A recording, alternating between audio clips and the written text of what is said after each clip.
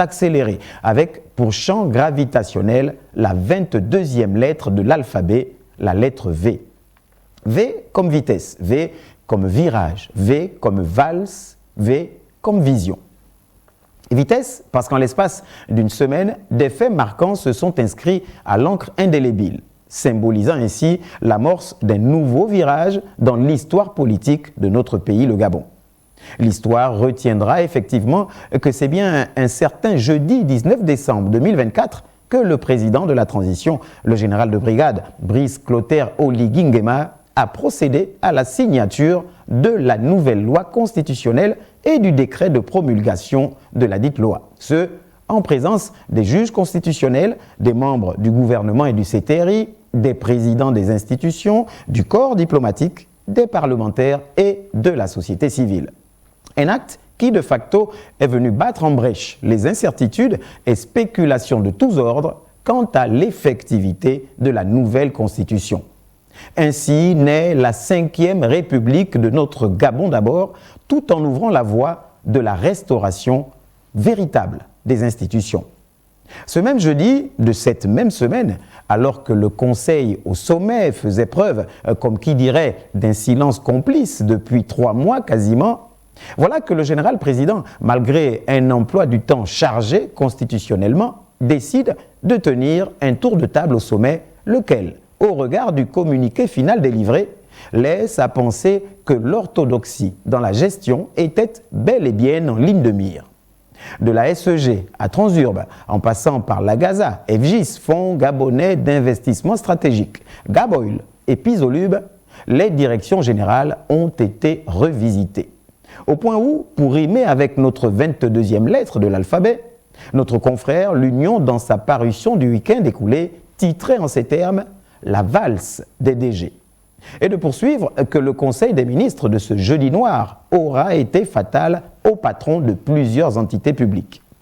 Si les raisons fondamentales de cette danse d'une autre époque peuvent connaître certaines variantes, elles tournent généralement autour de la malgouvernance et pour beaucoup d'une gestion peu orthodoxe des deniers publics. D'où le V de la vision du général président qui, petit à petit, bon an mal an, se dessine au fil du temps à la grande satisfaction des observateurs tant que ne se fait pas ressentir en filigrane un arrière-goût de chasse aux sorcières.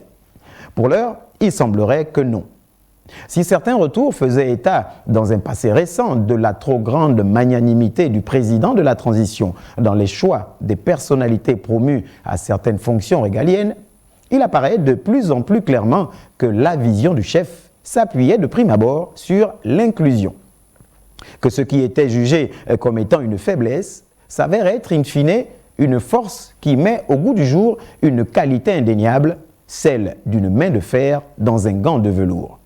Car il faut le reconnaître, étant dans un régime militaire depuis le 30 août 2023, l'on pouvait s'attendre à des restrictions à n'en plus finir. Que nenni!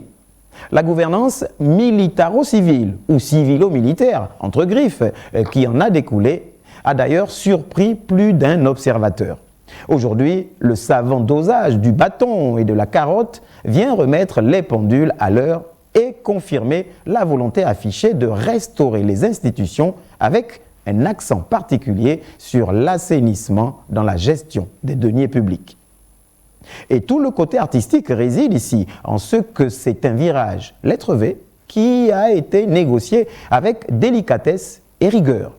Une rigueur qui inspire et vient booster les administrations décentralisées qui n'hésitent plus à prendre le relais.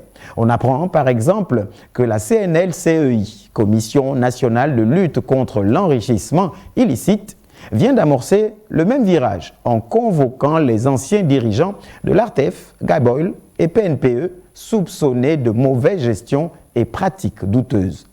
De même, à la mairie de Libreville, inspiré par le général président, le délégué spécial, le général Jude Ibrahim Rapochombo, a mis fin aux fonctions de 40 agents identifiés comme responsables de graves dysfonctionnements.